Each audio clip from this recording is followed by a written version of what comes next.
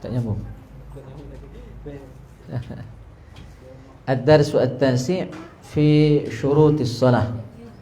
Bab yang ke-9 tentang syarat-syarat sah salat. Udah belum? Kemarin syarat wajib ya. Syarat wajib Islam, baligh, berakal. Sekarang kita bahas syarat sah.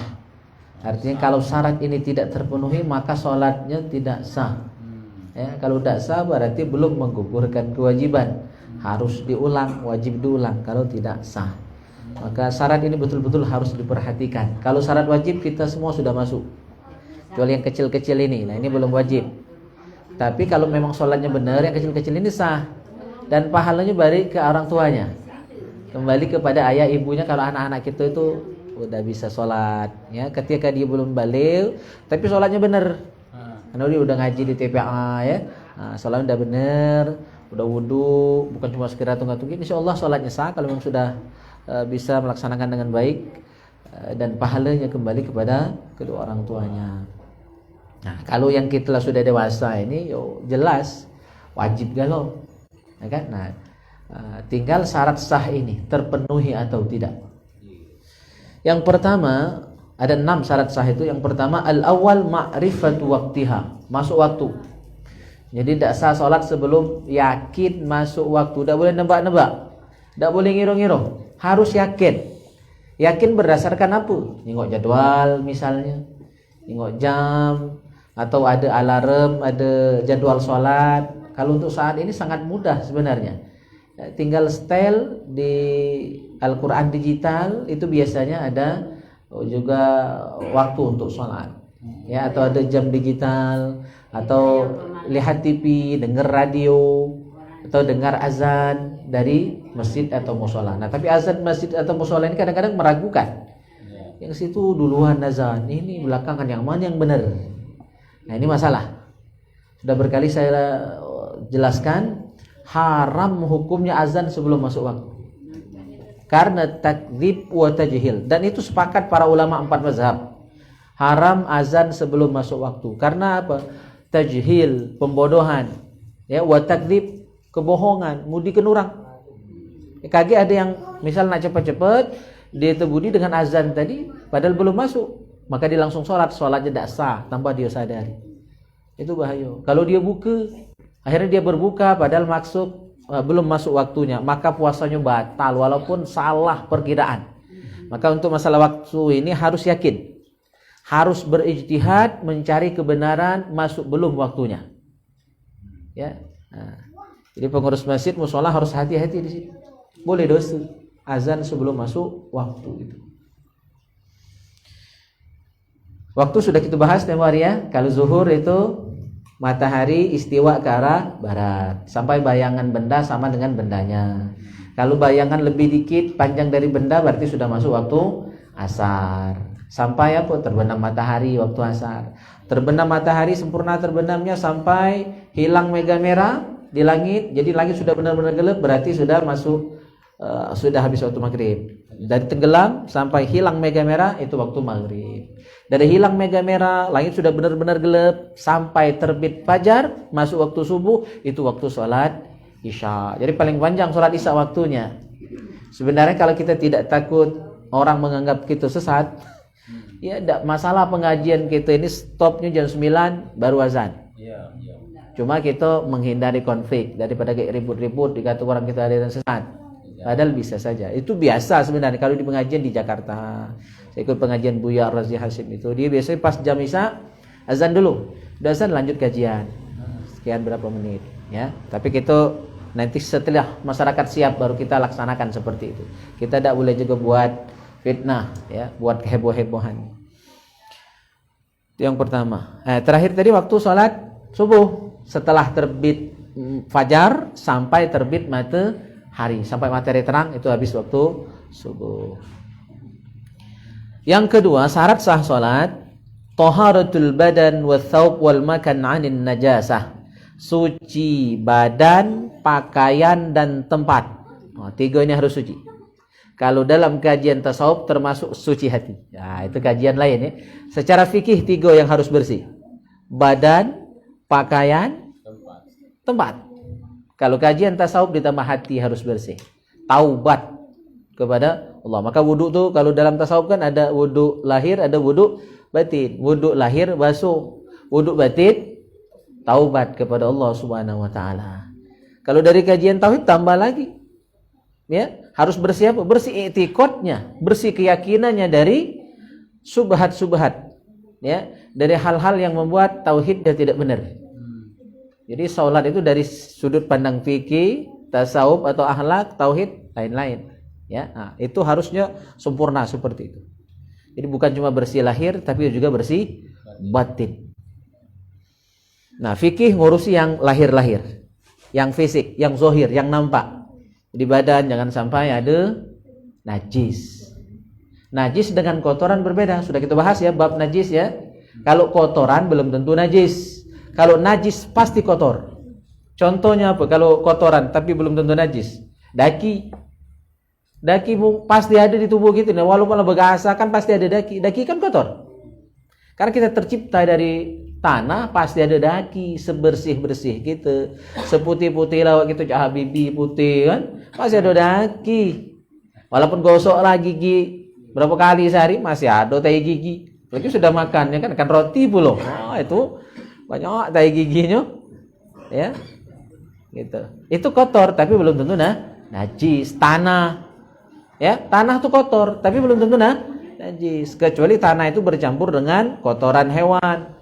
Tanah di bawah kandang ayam ya jelas najis. Bercampur dengan itu.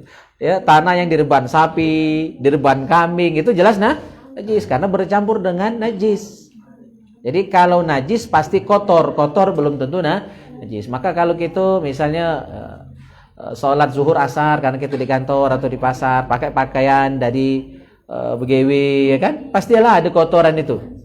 Selama bukan najis sah pakai pakaian ya atau di badan kita ada kotoran tadi. Keringat kan sulit kita menghindari keringat. Bahkan di ruangan pun kita masih berkeringat. Ya, gitu. Tempat. Nah, tempatnya ya sejadah, ambal, ini harus bersih. Yang kalau ambal mungkin iya, kita bisa jaga kebersihan. Kadang-kadang agak lalai dari pengurus masjid itu adalah mimbar. Saya sering khutbah di masjid, perhatikan mimbarnya itu kelabu asap. ya, Ustaz Madan ya. Kadang-kadang mimbar tuh kurang terperhati. Ada tai cicak di mimbar tuh masalah. Was, kalau khotibnya tak sah karena bersentuhan dengan najis, mana sembahyang hari itu khutbahnya. Khutbah itu bagian dari sholat Jumat. Kalau khutbahnya batal karena ada najis, di tempat khotib itu berdiri berkhutbah, nah, apa tidak dipikirkan oleh pengurus? Mas, ini merata. Ya, kebersihan bukan cuma amalnya, tapi mimbarnya juga.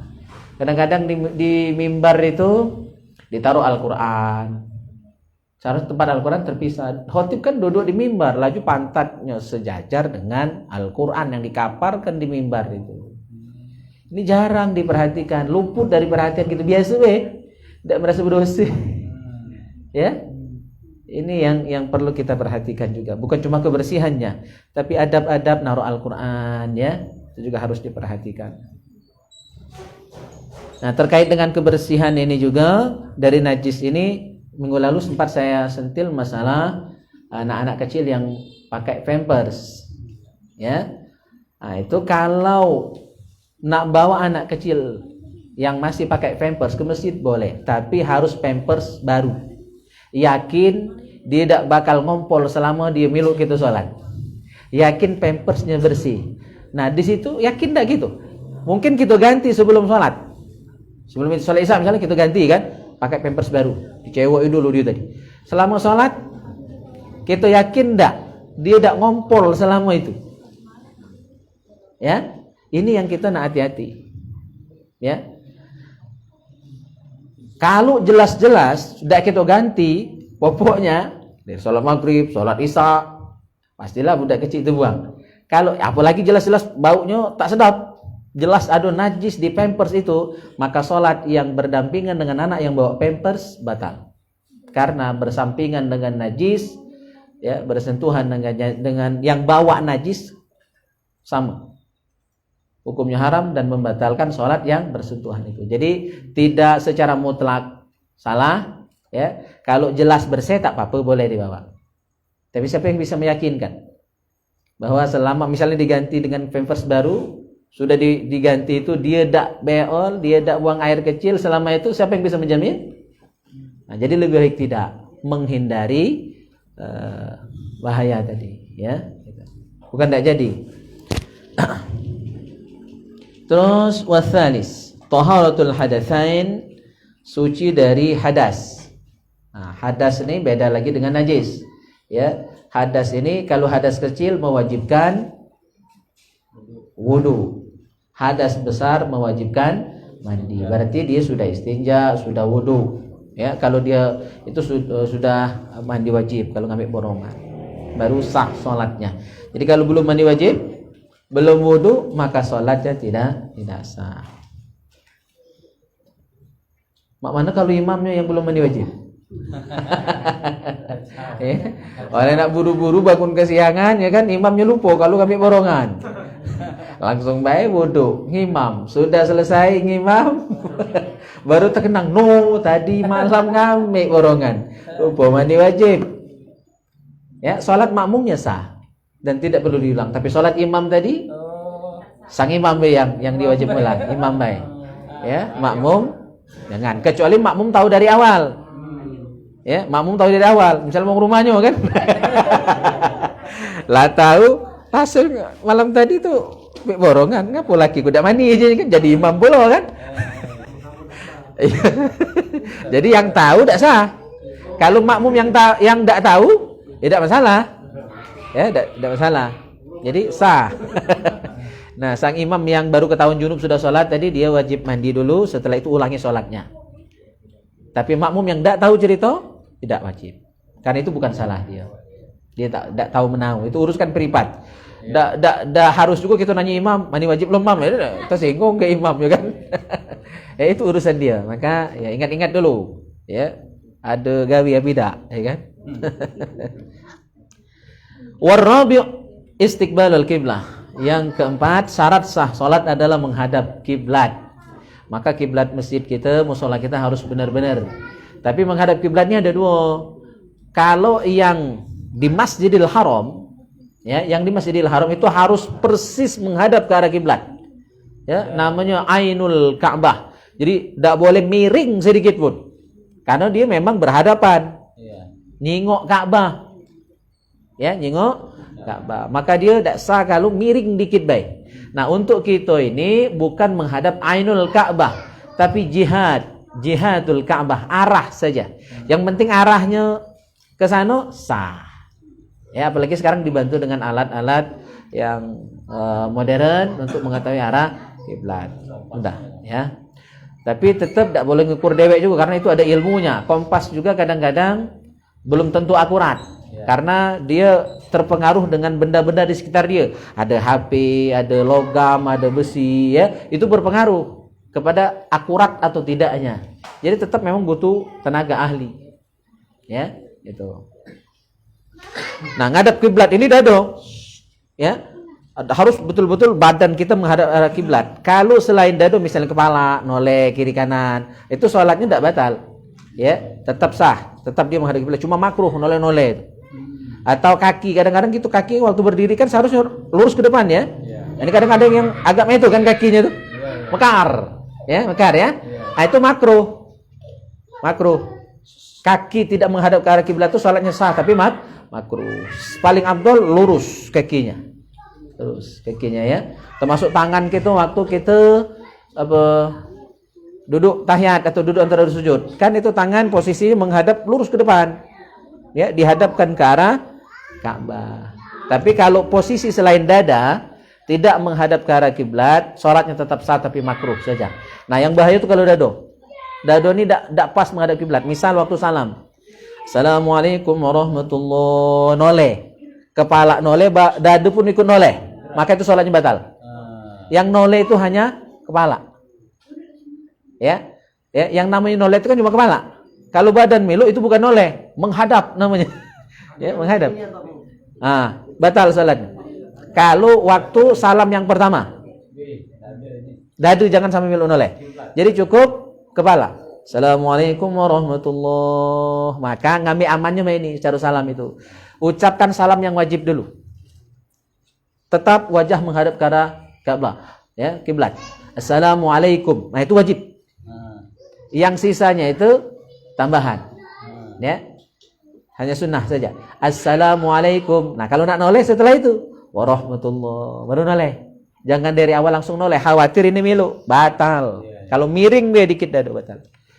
Terus saya khawatir juga agak miring dari arah kiblat itu kalau kita ini pakai mic ini mic tegak. Mic pakai tiang. Kadang-kadang demi menghindari tomoran badan kita dengan mic tiang mic tadi, kita kadang agak geser dikit. Nah, kalau miring dado ini dari arah kiblat, sholatnya batal. Memang maka lebih aman mic itu mic yang gantung seperti ini. Ya, kalau mic tegak, jaraknya terlalu dekat, waktu nak sujud, nak rukuk kira-kira ngindar dari mic tadi. Mic tadi depan rai, ngindar kan? Nah, kalau ngindarnya ini masih mending. Kalau ngindarnya belok mic itu dadanya belok. Jadi sholat bagi kita laki-laki melepas kaos kaki. Lagi kaos kaki itu udah pakailah sehari-harian 2 hari 3 hari belum. Mengas kayak kawan sebelah. Ya, gitu. Nutup aurat. Yang ke-6 yang terakhir wasadis ma'rifatu furudiha wa sunaniha. Tahu ya mana rukun salat, mana sunnah salat. Jadi bisa membedakan rukun sunnah, baca iftitah sunnah, baca ta'awudz sebelum al-Fatihah sunnah, baca al-Fatihah dengan basmalah wajib, baca amin wajib, sunnah. Baca surah setelah al-Fatihah sunnah. Kuat pada waktu jahar, ading waktu sir, sunnah atau wajib? Sunnah. Jadi sholat zuhur asar itu tahiyat awal itu sunnah. Ngangkat tangan waktu asyhadu an la ilaha illallah tunjuk sunnah. Ya, apa lagi? Kunut rugi. Kan begitu. Iya. Baik, cukup bahasan fikih kita. Kita lanjut kitab Tadzkiratul Qurtubi dulu. Masih bahas kematian. baru halaman 25, kitab setebal ini. Ya, ngaji tuh goyur baik. Ya. Yang penting terus istiqomah. Inilah berapa tahun Ustaz Dedek pengajian gitu? 4 ya, 4 tahun masuk 5, tahun ke-5. Jalan sudah 4, masuk ke-5. Goyur baik kan? Dari ganti-ganti hari, dari maghrib ganti isya, balik maghrib lagi, balik isya lagi, balik maghrib lagi kan? Udah bolak-balik jadwal kita nih. Ya, alhamdulillah lanjut. Ya. Iya. Jamaahnya ganti-ganti kan? Dari tidak disiarkan sekarang disiarkan kan? Malahan live-nya 2. Kalau ada udah sultan 3 ya kan? Mana udah sultan? Oh, ini 3 aja. Keparat. Ya. Sebenarnya kalau bahasa Arabnya bagus itu kafaratun, penebus dosa. Ya. Kafarat, penebus dosa bagi setiap orang Islam. Ya, maka kalau Allah ingin membersihkan kita ketika kita balik, ketika kita menghadap Allah Subhanahu wa taala melalui kematian. Jadi barang siapa seorang muslim mengalami sakit, ya, min maradin, ya, penyakit yang macam-macam, penyakit yang kronis, parah, atau demam biasa, ya, demam ringan, famasiwahu dan lain-lain, illa hattallahu bihi sayyiatihi, kecuali dengan sakit yang dia alami tadi menggugurkan semua dosanya. Jadi siapapun yang sakit, sabar baik. Itu cara Allah nak bersihkan kita. Ya. Ibarat ulama membuat perumpamaan, ibarat emas itu kan nak dibersihkan dari logam-logam lain yang bukan emas. Kan maka bisa dia mencapai 24 karat karena banyak token emas di sini nih ya. Banyak datang banyak token emas. Waduh. Ya, itu kan berkarat-karat, masuk ada yang 22 karat ya, ada yang 24 karat. Itu kan dipanaskan dulu. Dipanaskan itu kan dibakar itu kan sakit. Kalau emas tuh banyak ngomong, jerit-jerit. Itu sakit kan? Digosok, dikasak ya. Tapi hasilnya dia jadi indah, cemerlang, ya, mahal reganya. Mak itu juga sakit yang kita alami itu, jadi tidak perlu sedih, ya, diuji dengan yang tidak enak, yang menyakitkan, ya, baik fisik ataupun batin, ya, ada yang tak melemahkan, itu adalah ujian kesabaran dan akan berbuah pengampunan dosa. Dalam kitab Al-Muwatta ada hadis Rasulullah SAW riwayat Abu Hurairah. Apa kata Rasul? May yuridillahu bihi khairan yusib minhu. Barang siapa diinginkan Allah, dikehendaki Allah jadi orang baik. Siapa yang nak jadi orang baik? Seluruh pasti pengen jadi orang baik. Tapi orang baik itu, ya, kata Rasul, yusib minhu, dia akan diuji oleh Allah.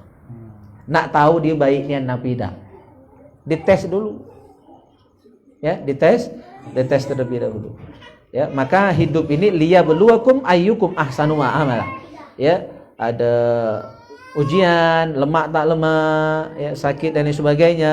Liyabluwakum ayyukum ahsanu amala, untuk ngetes siapa yang terbaik, untuk memilih siapa yang terbaik. Sampai kita ujian nak naik kelas, nak lulus, itu kan nak dites. Siapa yang nilainya besar, siapa yang layak jadi juara 1, 2, 3 dan seterusnya. Tanpa tes kan tidak ketahuan siapa yang terbaik. Itu juga dalam kehidupan kita sehari-hari. Ya, jangan merasa sudah ngomong mukmin selesai, enggak, akan dites. Pengakuan tadi iya ni nabi dah. Cara kita berkawan itu akan dites. Ya, akan dites.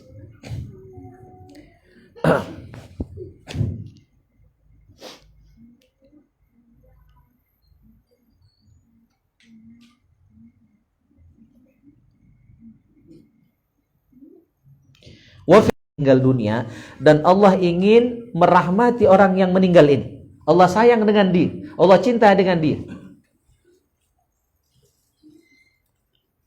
Hatta uwaffiyahu bikulli, mungkin berminggu-minggu, ada yang bertahun-tahun. Itu cara Allah nak bersihkan dia.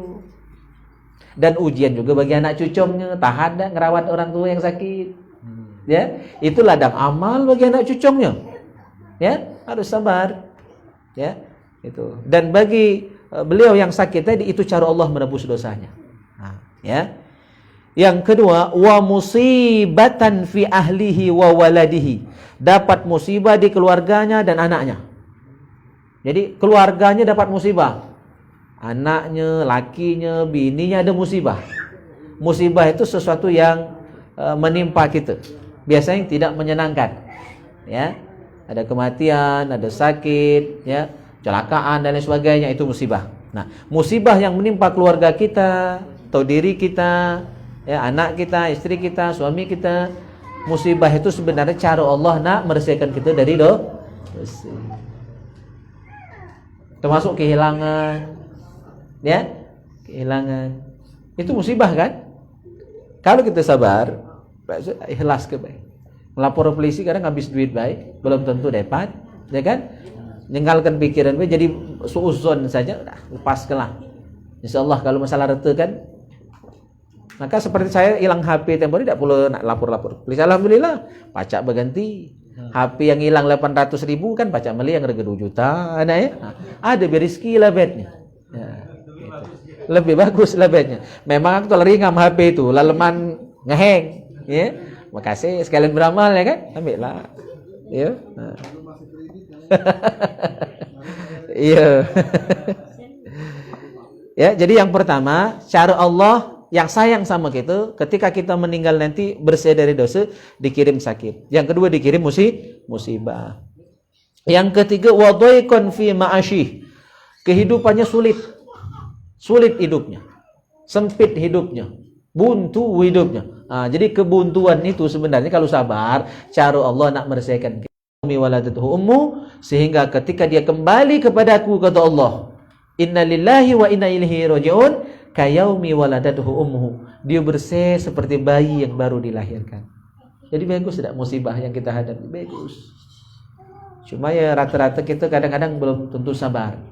Dengan tahu fakta ini, hadis qudsi ini, mudah-mudahan kita bisa jadi lebih sabar, ya, menghadapi musibah, karena hakikatnya itu adalah penebus dosa. Pada umumnya bersifat tauqifi, itu dulu yang harus kita pegang. Ya, jadi ibadah resmi, ibadah mahdhah itu sifatnya tauqifi. Arti tauqifi itu ketentuan Allah dan Rasulnya. Ya, jadi kita tidak wajib tahu alasan kenapa dia demikian. Misalnya jumlah rakaat, ngapa asar 4, ngapa maghrib 3, ngapa subuh itu 2. Itu sifatnya tauqifi, sudah ketentuan Allah dan Rasulnya. Ya, walaupun bisa dijelaskan, tapi penjelasan ini tidak mutlak. Ya, karena masih bisa dibantah. Memang ada yang menyebutkan kenapa zuhur asar disirkan, karena pada masa Rasulullah masih di Mekah dulu, ya, beliau sholat itu kalau siang hari kafir Quraisy keluyuran kemana-mana, sehingga ketahuan nanti takut diganggu. Kalau maghrib, isya dan subuh, kalau maghrib isya orang kafir Quraisy lagi pesta, dia mabok, ya, berjudi, berzina, ladas. Kalau subuh karena dia begadang, bermabuk dan sebagainya tadi masih kesiangan ya kan, masih tidur, maka subuh pun dijaharkan. Nah, alasan ini tidak mutlak. Ya. Karena masih bisa dibantah. Kalau alasannya seperti itu, kenapa Rasulullah ketika hijrah ke Madinah yang sebenarnya sudah aman dari gangguan kafir Quraisy, ngapa zuhur asar Rasulullah di Madinah masih sir?